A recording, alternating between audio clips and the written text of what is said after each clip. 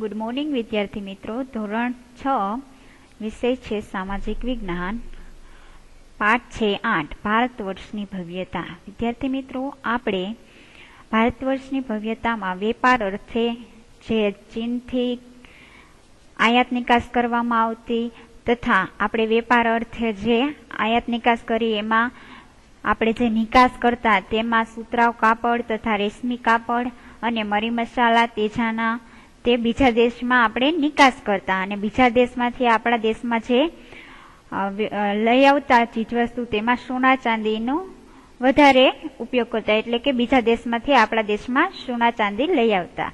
તો હવે આપણે જોઈએ, ચીનથી વેપાર અર્થે કેટલાક લોકો દૂરના વિસ્તારોમાં પગપાળા કે ઘોડા ઉપર પણ જતા હતા. તેઓ સાથે શું લઈ આવતા? રેશમ કાપડ પણ લઈ જતા. સાથે શું લઈ જતા? રેશમ કાપડ. તેઓ જે માર્ગે મુસાફરી કરતા હતા, એટલે કે જે માર્ગેથી જતા હતા તે માર્ગે રેશમ માર્ગ, તે માર્ગને શું ઓળખાતો? રેશમ માર્ગ તરીકે ઓળખાતો હતો. મુખ્યત્વે ચીન, ભારત, ઈરાન, અરબસ્તાન, ગ્રીક અને રોમના વેપારીઓ આ વેપાર માર્ગ સાથે સંકળાયેલા હતા. કે આ વેપાર વાણિજ્યનો જે મુખ્ય મુસાફરીનો માર્ગ હતો તેમાં કયા દેશો જોડાયેલા હતા? ચીન, ભારત, ઈરાન અને અરબસ્તાન, ગ્રીક અને રોમના આટલા દેશો વેપાર માર્ગ સાથે જોડાયેલા હતા.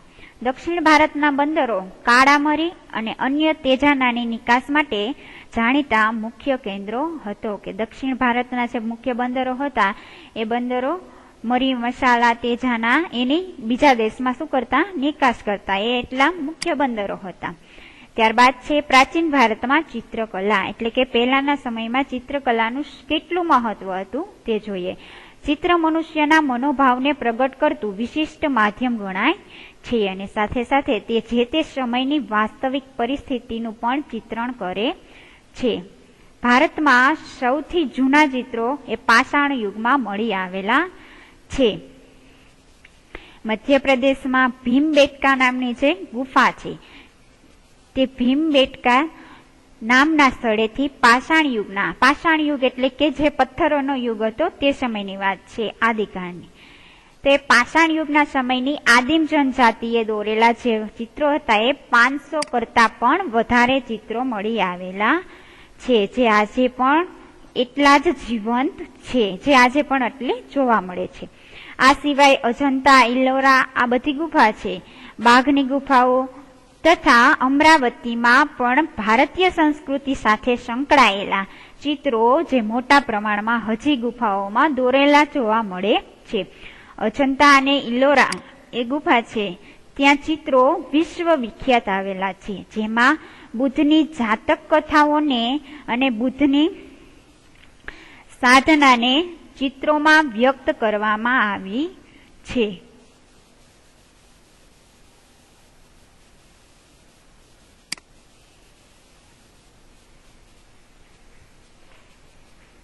અજંતા ઇલોરાના ચિત્રો વિશ્વવિખ્યાત છે, જેમાં બુદ્ધની જાતક કથાઓ છે એને આખું ચિત્રણ દ્વારા શું કરવામાં આવ્યું છે? તેને આખું ચિત્રણ દ્વારા રચિત કરવામાં આવ્યું છે. ભારતીય સંસ્કૃતિનું ઘરેણું છે એક. તો ઇલોરાનું શિવ મંદિર છે એ એક જ શિલામાંથી કોતરાયેલું મહાન શિલ્પ છે. પ્રાચીન ભારતમાં શિલ્પ સ્થાપત્ય જોઈએ કે હડપ્પીય સભ્યતામાં જોવા મળતું નગર આયોજન એ ભારતીય સ્થાપત્યનું એક વિશ્વ વિખ્યાત નમૂના સમાન છે. એક સમાન નગર રચના જોવા મળે છે. ત્યાં સ્નાનાગર એટલે કે સ્નાન કરવા માટેનો આખો કુંડ મોટો જોવા મળે છે. અનાજના કોઠાર જોવા મળે છે. ઔદ્યોગિક એકમો અને વરસાદી પાણીના પ્રબંધ સાથે સંકળાયેલ, એટલે કે વરસાદનું પાણી હોય અંદર ના આવી જાય એ માટે થઈને પ્રબંધ, એટલે કે એ માટે થઈને એને ગોઠવાયેલી એવી નગર રચના હતી. અનેક સ્થાપત્યો આ હડપ્પીય સભ્યતા સાથે સંકળાયેલા છે. જે પ્રાચીન એટલે કે પહેલા જે ભારત હતું પ્રાચીન સમયનું, એ ભારતનો ઇજનેરી કળાનો ઉત્તમ નમૂનો ગણાય તો એ છે હડપ્પીય સભ્યતાની સંસ્કૃતિ. આ સ્થાપત્યમાં મહત્વનું શું છે? ગુફા સ્થાપત્ય, મંદિર સ્થાપત્યો અને મહેલોના સ્થાપત્યો વગેરેનો સમાવેશ થાય છે. ગુફા સ્થાપત્યોમાં બારાબારની પહાડીઓ, નાસિકના ગુફા શિલ્પો, અજંતા ઇલોરાની ગુફા અને અમરાવતીના ગુફા શિલ્પો એટલે કે ગુફામાં જે દોરવામાં આવેલા ચિત્રો અને ગુફામાં કોતરણી કામ કરી પથ્થરમાં કંડારાયેલા હોય એનો સમાવેશ થાય છે. ત્યારબાદ છે શિલ્પકલામાં મૂર્તિકલાનો ભારતમાં પૂર્ણપણે વિકાસ થયો હતો. મૂર્તિકલામાં પણ બે કલા શૈલીનું પ્રાચીન ભારતમાં પ્રચલિત હતી. એક છે ગાંધાર કલા, કઈ છે ગાંધાર કલા, અને ગ્રીક અને ભારતીય કલા શૈલીનો સંગમ એટલે કે બંને સાથે જોવા મળેલી હોય એવી રીતે રચાયેલી છે. ઉત્તર અને પશ્ચિમ ભારતમાં અફઘાનિસ્તાનમાં આવેલ છે તક્ષશિલા વિદ્યાલય અને ગાંધારમાં આ કલા શૈલીના અનેક નમૂના જોવા મળે છે. નમૂના રૂપે તેમાં બુદ્ધની મૂર્તિઓ મોટા પ્રમાણમાં બની હતી અને બુદ્ધની વિશાળ પ્રતિમાઓ એટલે કે એની વિશાળ મૂર્તિઓ આ કલા શૈલીમાં બામિયાન અને ચારસડામાં જોવા મળે છે. ચારસડા અને બામિયાન એ શું છે? સ્થળ છે. બીજી છે અન્ય કલા શૈલી. જે અન્ય કલા શૈલી સંપૂર્ણ કેવી હતી? ભારતીય સ્વરૂપની હતી, જે મથુરા કલા તરીકે પણ ઓળખાય છે. એનું નામ શું છે? મથુરા કલા. તેમાં પણ સૌ પ્રથમ બુદ્ધની મૂર્તિઓ બની અને ત્યારબાદ મથુરા કલા શૈલીમાં હિન્દુ દેવી દેવતાઓની મૂર્તિઓ બનવા લાગી. અમરાવતી, અજંતા આ બધી ગુફા છે. નાસિક, સારનાથનો સ્તંભ જે આવેલો છે પણ મૂર્તિકલાના નમૂના પ્રાપ્ત ત્યાં થાય છે. ત્યારબાદ સ્તૂપો અને વિહારો. બૌદ્ધ ધર્મના સ્થાપત્યમાં સ્તૂપો, ચૈત્ય અને વિહારોનો પણ સમાવેશ થાય છે. વિહારો એટલે કે આરામ કરવા માટેના અમુક જે જ્યાં સ્થળ હોય ત્યાં બંધ આવેલો એના ઓરડા હોય એ વિહાર રૂમ તરીકે ઓળખાય છે. ગૌતમ બુદ્ધના નિર્વાણ બાદ તેમના જીવનની યાદગીરી રૂપે સ્તૂપ નિર્માણ પણ શરૂ થયું હતું. કે ગૌતમ બુદ્ધનું જ્યારે મૃત્યુ થયું પછી તેની યાદગીરી રાખવા માટે સ્તૂપ નિર્માણ કરવામાં આવતું, જે કેવા હોય છે? અર્ધગોળાકારમાં હોય છે. સૌ પ્રથમ વજી સંઘમાં એટલે કે જ્યારે વજી સંઘનું રાજ્ય ચાલતું હતું એ વજી સંઘમાં આ સ્તૂપોનું નિર્માણ થયું હતું. સ્તૂપ એટલે કે નાના ગુંબજ આકારનું હોય છે. કેવા હોય છે? અંડા આકારના હોય છે. એને શું કહેવાય? સ્તૂપ કહેવાય. જેમાં મધ્યમાં બુદ્ધના અવશેષોને દાબડામાં રાખવામાં આવતા અને બૌદ્ધ ધર્મી હોય ત્યાં ધ્યાન ધરતા હતા. પછી સ્તૂપો ભારતમાં મોટા પ્રમાણમાં બનવા લાગ્યા. જેમાં અશોકનો જે સાંચીનો સ્તૂપ છે, લુંબિનીનો સ્તૂપ છે, સારનાથનો સ્તૂપ છે, જે ખૂબ જ અગત્યના હતા. અશોક પછીના સમ્રાટો એટલે કે અશોક પછીના જે રાજાઓ આવ્યા એ પણ સ્તૂપોનું નિર્માણની પરંપરાને એને પણ જાળવી રાખી અને સાંચીના સ્તૂપ ફરતે શું કર્યું? કાષ્ઠ નિર્માણ એટલે કે એવી કોતરણી કરાવી. એ કરવાનું કાર્ય પણ શુંગ વંશના રાજાઓએ કર્યું હતું. કનિષ્કે પુરુષપુર એટલે કે શું છે? પેશાવર થાય. એ કનિષ્ક જ્યારે કનિષ્કનું રાજ્ય હતું ત્યારની વાત છે. પેશાવરના એક વિશાળ સ્તૂપ જેને શું નામ આપ્યું? શાહજી કી ડેરી કહેવામાં આવતું હતું અને તેનું નિર્માણ કનિષ્કના રાજા હતા એને કરાવ્યું હતું. સ્તૂપની આસપાસ પ્રદક્ષિણા પથ પણ હોય છે. ચૈત્યો બૌદ્ધો પણ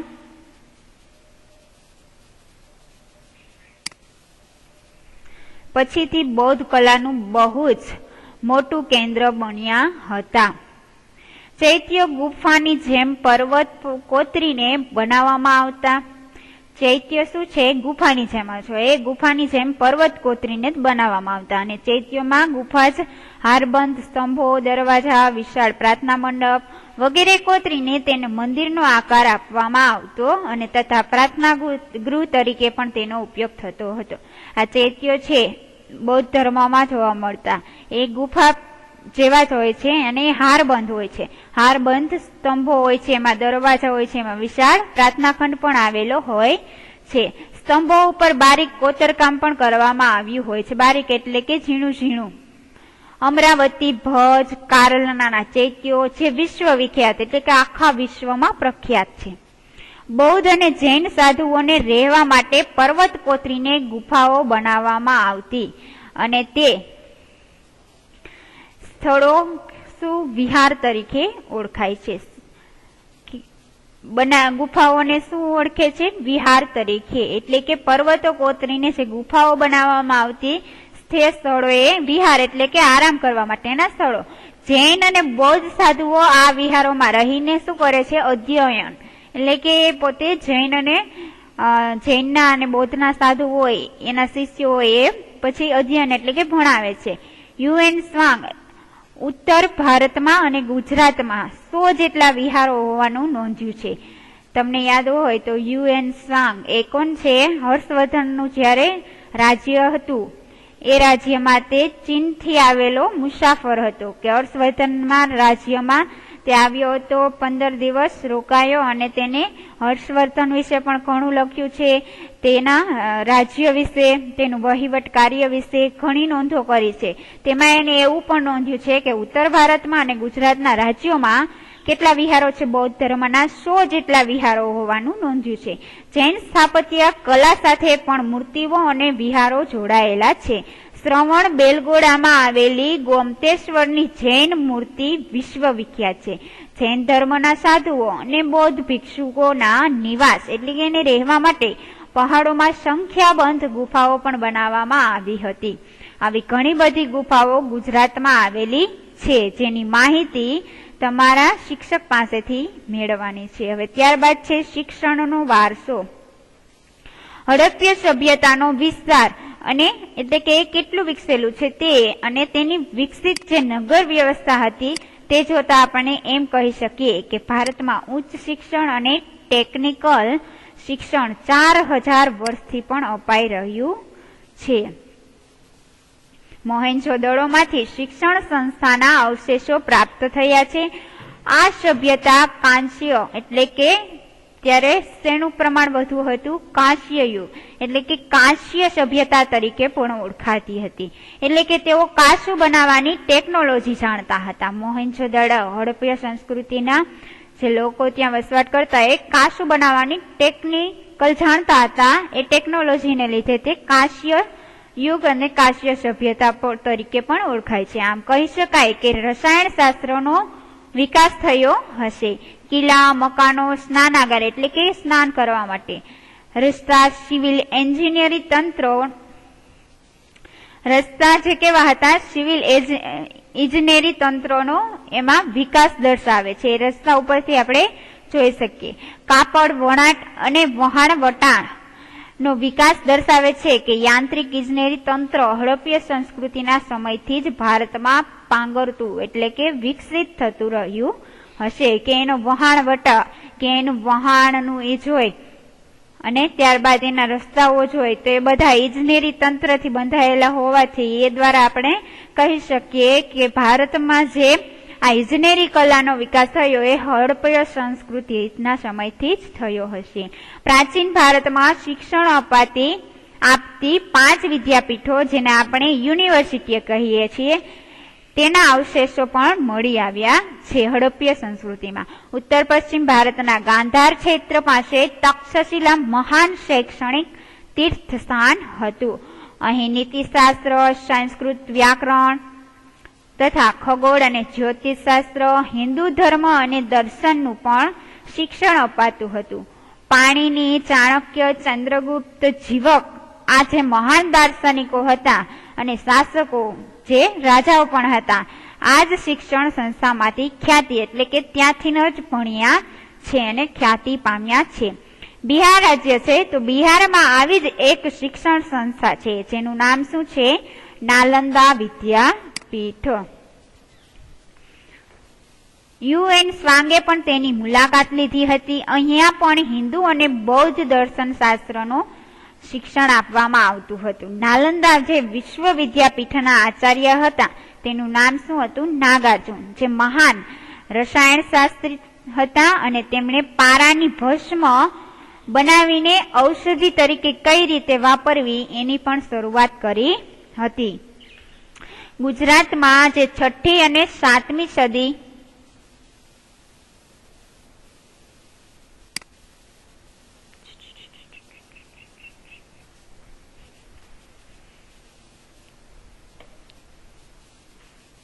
ગુજરાતમાં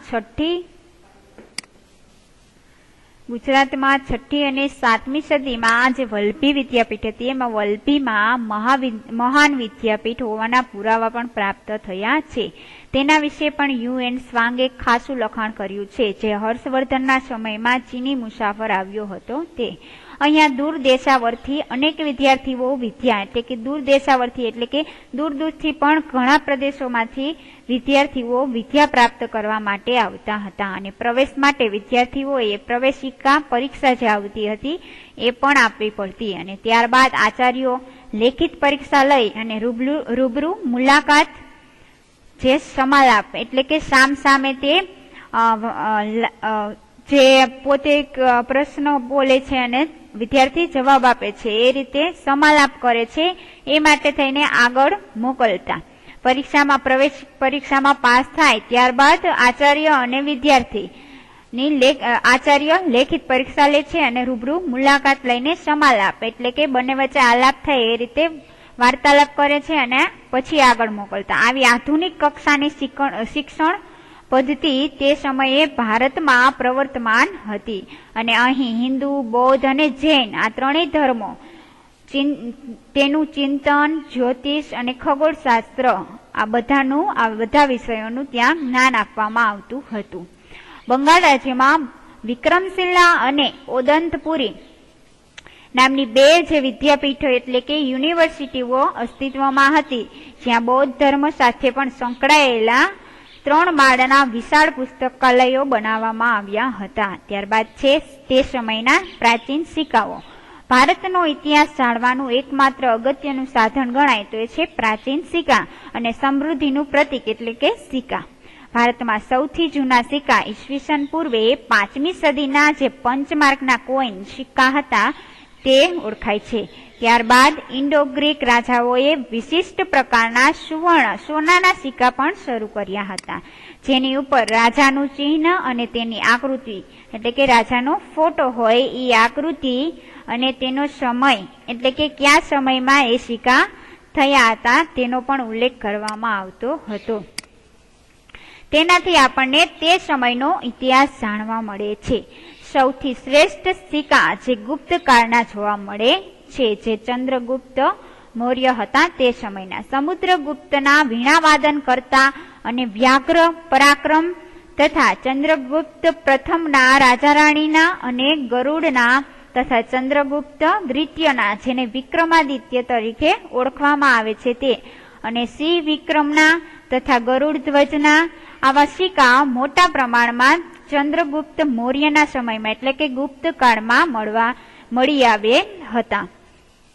આ સિક્કા મોટે ભાગે સુવર્ણના છે એટલે કે સોનાના હતા અને જેનાથી તે સમયની ભારતની અપાર સમૃદ્ધિ એટલે કે તે સમયે ભારતનો ઘણો બધો વિકાસ થયો, વાણિજ્ય ક્ષેત્રે, આર્થિક ક્ષેત્રે, સામાજિક ક્ષેત્રે. તો સમૃદ્ધિ વધવાથી તેને ગુપ્ત કાળ તરીકે પણ ઓળખવામાં આવે છે અને ગુપ્તકાળને સુવર્ણ કાળ તરીકે ઓળખવામાં આવે છે.